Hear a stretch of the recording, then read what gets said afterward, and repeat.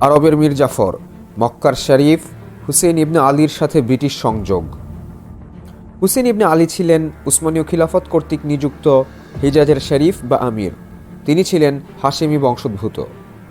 1915 জুলাই থেকে 1916 মার্চ পর্যন্ত সময়ে মক্কার শরীফ হুসেইন ইবনে আলীর সাথে কায়রোতে নিযুক্ত ব্রিটিশ হাই কমিশনার হেনরি ম্যাকমাহনের মধ্যে কয়েকবার চিঠি আদান প্রদান হয়।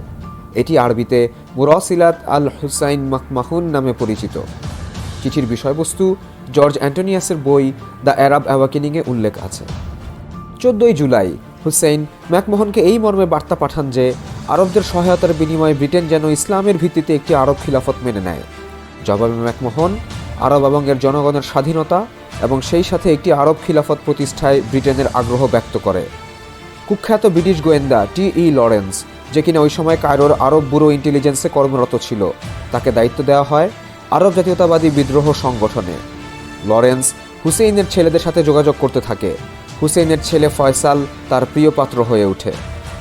টি.ই. লরেন্স উসমানীয় খিলাফতের বিরুদ্ধে সম্ভাব্য আরব বিদ্রোহের ব্যাপারে বলে, এটা আমাদের জন্য কার্যকরী, কেননা এটা আমাদের এই মুহূর্তের লক্ষ্য ইসলামী একতা ভেঙে ফেলা ও উসমানীয় খিলাফতের পতন ও বিচ্ছিন্নকরণের সাথে সামঞ্জস্যপূর্ণ।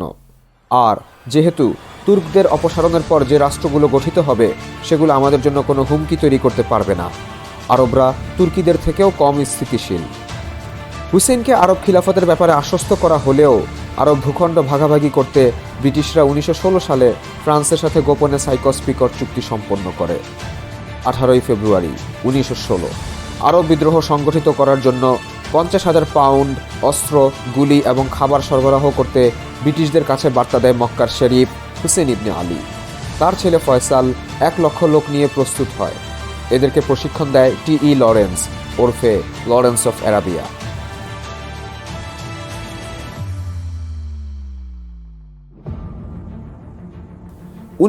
সালের জুন মাসে লরেন্স আরব জাতীয়তাবাদীদের সাথে নিয়ে হিজাজ রেল লাইন উড়িয়ে দেয়, ফলে উসমানীয়দের জন্য সৈন্য এবং রসদ প্রেরণ বাধাগ্রস্ত হয়। এরপর জেনারেল অ্যালেনবি ফিলিস্তিন দখলে এগিয়ে যেতে থাকে। 1917 সালে রাশিয়ায় বলশেভিক বিপ্লব সম্পন্ন হয় এবং বলশেভিকরা সাইকস-পিকট চুক্তির কথা ফাঁস করে দেয়, ফলে ব্রিটিশদের প্রতিশ্রুতির ব্যাপারে হুসেইন সন্দিহান হয়ে পড়ে। 1917 সালে বেলফোর ডিক্লারেশনের মাধ্যমে ফিলিস্তিনকে ইহুদিদের হাতে তুলে দেওয়ার পর্ব সমাপ্ত হলে হুসেইন ব্রিটিশদের কাছে এর ব্যাখ্যা চায়। কায়রোর আরব ব্যুরোর প্রধান ডেভিড হোগার্ট তাকে এই বলে আশ্বস্ত করে যে আরব জাতিকে পৃথিবীর বুকে মাথা উঁচু করে দাঁড়ানোর পূর্ণ সুযোগ দেয়া হবে। ব্রিটিশ সরকারের নিকট হোগার্ট বার্তা পাঠায় যে হুসেইন কখনো ফিলিস্তিন ভূখণ্ডে একটি স্বাধীন ইহুদি রাষ্ট্র মেনে নিবে না। 1919 সালে হুসেইন ভার্সেল চুক্তি মেনে নিতে অস্বীকার করে। লরেন্সের প্রিয় পাত্র হুসেইনের ছেলে ফয়সাল 1919 সালের প্যারিস শান্তি কনফারেন্সে গিয়ে আরব খিলাফত পরের কথা, আরব স্বাধীনতা না চেয়ে বরং ব্রিটিশদের ম্যান্ডেটের অধীনে আরব রাষ্ট্রের প্রস্তাব উত্থাপন করে। তার দালালির কারণে ব্রিটিশরা তাকে সিরিয়ায় ক্ষমতা দিলেও সাইকস-পিকট চুক্তির অধীনে ওই অঞ্চল ফ্রান্সের ভাগে পড়ে। 1920 অগাস্ট মাসে ফ্রান্স ব্রিটিশ দালাল ফয়সালকে সিরিয়া থেকে বিতাড়িত করে। অসহযোগিতার দরুন 1920 ফেব্রুয়ারি মাস হতে ব্রিটিশরা হুসেইনকে বেতন দেয়া বন্ধ করে দেয়। সেভরেস চুক্তি এবং ভার্সেল চুক্তি অনুমোদনের জন্য এর কয়েক মাস পর অগাস্টে ব্রিটিশরা তাকে 30,000 পাউন্ড দেওয়ার প্রস্তাব করে।